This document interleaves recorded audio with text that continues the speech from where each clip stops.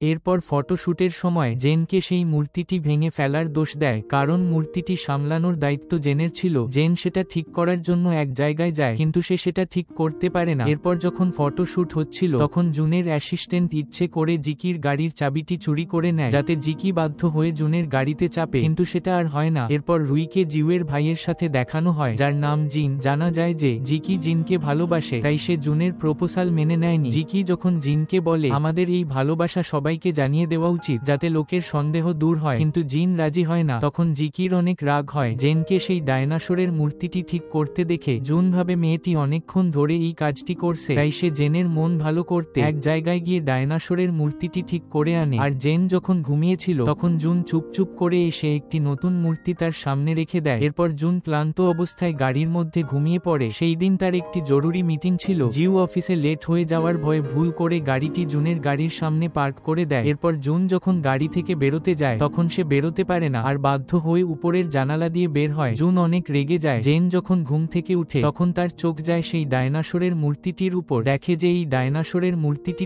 ঠিক হয়ে গেল কি করে। জেন অবাক হয়ে যায়। এরপর মিটিং চলাকালীন জুন জেনকে সবার সামনে ইন্ট্রোডিউস করায়। প্রেস যখন জিউকে কিছু প্রশ্ন করে তখন সে অনেক ঘাবড়ে যায় আর কিছু বলতে পারে না। সে সময় তার ভাই চলে এসে প্রেসকে বিষয়টি বুঝিয়ে বলে। মিটিং শেষে জুন ছেলেটির সাথে প্রতিশোধ নেওয়ার জন্য ইচ্ছে করে তার গাড়িটি সেই গাড়িটির সামনে পার্ক করে রাখে আর ছেলেটির সাথে ঝামেলা শুরু করে দেয়। এরপর একটি লোক যখন একটি মেয়ের সাথে কথা বলে তখন জানা যায় যে এই মেয়েটি ফিল্মে হিরোইন হয়ে কাজ করত আর তাকে দিয়ে অতিরিক্ত পরিশ্রম করাতো, সেই জন্য মেয়েটি সেই কোম্পানিতে আবার কাজ করতে চাইছিল না। তো বন্ধুরা, গল্পটি কেমন লেগেছে তা একটি কমেন্টের মাধ্যমে জানিও।